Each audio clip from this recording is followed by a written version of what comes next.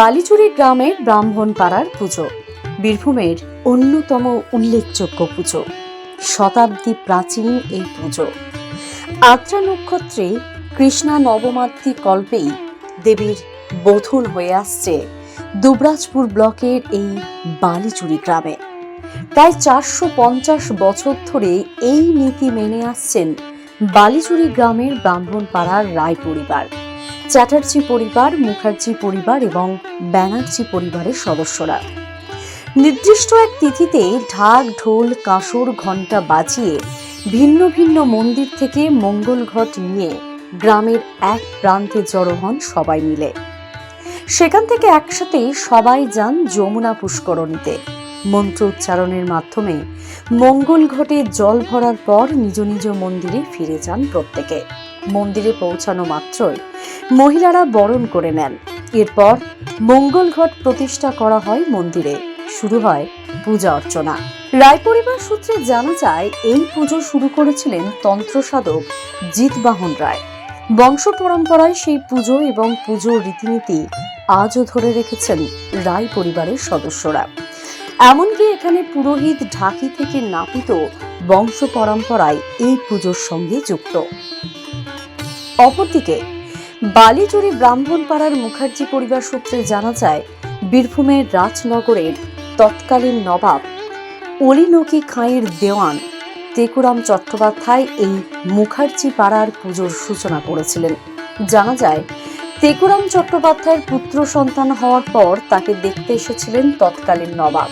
তিনি উপহার স্বরূপ তেকুরামকে কিছু দিতে চেয়েছিলেন, কিন্তু তেকুরাম নিজের জন্য কিছু না চেয়ে সকলের মঙ্গলের কথা ভেবে মা দুর্গার পুজো যাতে চালিয়ে নিয়ে যেতে পারেন তার জন্য সাহায্য চেয়েছিলেন। নবাব খুশি হয়ে 64 বিঘা নিষ্কর সম্পত্তি ও 9টি পুষ্করণী দান করেন মা দুর্গার পুজোর জন্য। সেই সম্পত্তি থেকেই মায়ের নিত্য পুজো ও দুর্গা পুজো হয়ে আসছে বালিচুরি, চ্যাটার্জি ও মুখার্জি পাড়ার।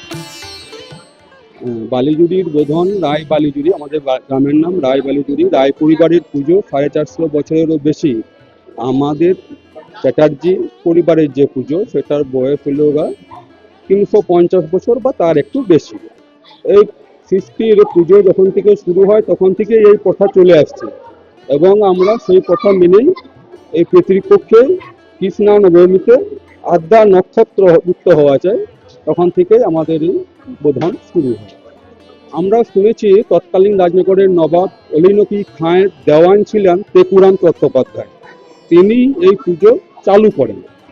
তারপর তাঁর এক পুত্র সন্তান কাশীনাথ বাবু যখন জন্মগ্রহণ করেন, তখন ওই নবাব তাকে দেখতে আসেন এবং উপহার হিসেবে কিছু দিতে চান। তো তিনি নিজের জন্য কিছু না নিয়ে সামগ্রিক স্বার্থে যাতে মায়ের পূজা বংশানুক্রমিকভাবে চলে যায় তার জন্য রাজাকে কিছু চান, কিছু বলেন। তাতে রাজা 64 বিঘা নিষ্কর সম্পত্তি, বালিচুরি গ্রাম ঢুকতেই রাহিনা পুষ্করণী আর ভালসেট মৌজায় 3টে বড় এবং 4টে ছোট, মোট 7টা পুষ্করণী দান করেন, যাতে আমাদের এই পুজো ভালোভাবে চলে যায় তার জন্য। হ্যাঁ, রাহিনা পুষ্করণী তখন রানীর নাম ছিল রাহিনা বিবি। তো তৎকালীন সমাজে তো ব্রাহ্মণ সমাজ, তো তখন একটু আলাদা মাইন্ডেড ছিলেন ওনারা। তো ওনারা প্রথমে ওটা নিতে অস্বীকার করেন। তারপরে বোঝানো হয় যে না, রানী সাহেব, রানীরই যেহেতু সাহেব, রানী সাহেব অপভ্রংশ, সেটা রাইনে নামে বর্তমানে পরিচিত। বোধন, অকাল বোধন, এই সময় দেবতারা ওরা নির্দিষ্ট থাকেন, তাদেরকে জাগরণ করার জন্য বোধন করা হয়। প্রথা অনুযায়ী কারো কৃষ্ণ নবমীতে, কারো ষষ্ঠাদি কল্পারম্ভ হয়, কারো প্রতিপদাদি কল্পারম্ভ হয়। আমাদের এখানে নবমাদি কল্পারম্ভ কৃষ্ণপক্ষের নবমীর তিথিতে এবং আদ্রা নক্ষত্রযুক্ত তিথিতে বোধন করা হয়ে থাকে। এই বোধন আমাদের দুর্গাপুজো যতদিন চলে আসছে, প্রায় 500 বছরের উপর হয়ে গেছে। রায় বালিচুরি, রায় দুর্গা মাতা এবং চ্যাটার্জি পাড়া, মুখার্জি পাড়া, ওদেরও একই সঙ্গে বোধন হয়ে থাকে। সেই প্রাচীন সময় থেকে বছরের পর বছর এই আদ্রা নক্ষত্রে কৃষ্ণা নবমাত্রি কল্পেই দেবীর বোধন হয়ে আসছে বালিজুড়ি ব্রাহ্মণ পাড়ার রায়, চ্যাটার্জি ও মুখার্জিদের দুর্গা মন্দিরে। তাই কার্যত আজ থেকেই পুজো শুরু হয়ে গেল বালিজুড়ি গ্রামে।